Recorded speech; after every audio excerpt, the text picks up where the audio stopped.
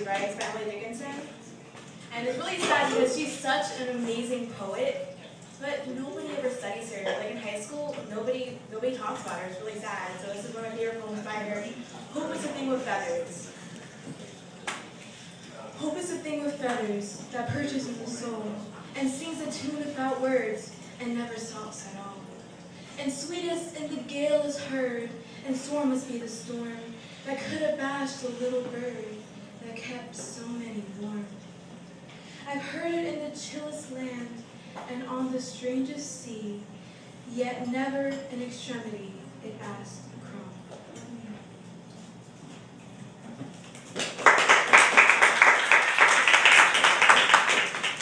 And then on my second one, I actually wrote about Nissa, first time I ever met her at my poetry jam at my school. So it's called Poetry Teacher. The top of her cardigan, cranberry pink, black buttons. She seems to have misbuttoned as she talks about the miracle of the written word. The button seems to speak more about her than her gestures do, quirky and disorganized, maybe a little nervous.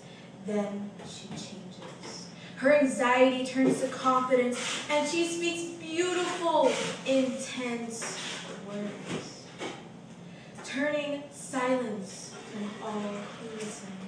She speaks her soul. She is her true self.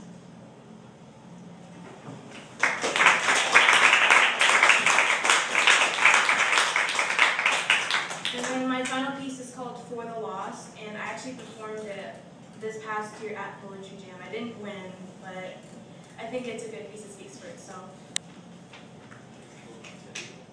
The world goes on, as lives are lost, as lives are found, as lives are messily turned around, as lives forgotten, as lives are entrusted, as lives are wasted and busted. The world turns a blind eye to the hungry, the poor, the dirt-encrusted sores, the sick, the needy, the unfortunately seedy. The world turns a deaf ear to the shrieks, the screams, the foretold dreams, the groans, the mumbles, the death bells tolling rose. The world smacks a hating hand at the abused, the never loved, the injured and dying dove, the forgotten, the pained, the financially strained. The world turns a muted mouth to the one seeking love, the one that's always alone, the one simply searching for a home, the one that's been heartbroken, the one orphaned at birth, the one begging to be of some worth. The world turns a hardened heart to the scared daughter, the crying mother, the lonely, slowly dying brother, the hated father, the ignored friend, the prisoner simply waiting for the end.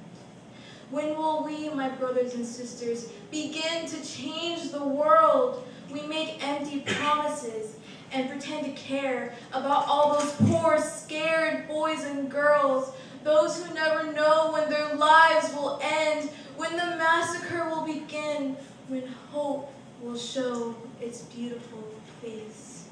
Make sure none are forgotten, treat every second with revere, and never, ever turn a deaf ear to someone in need, to someone begging for help.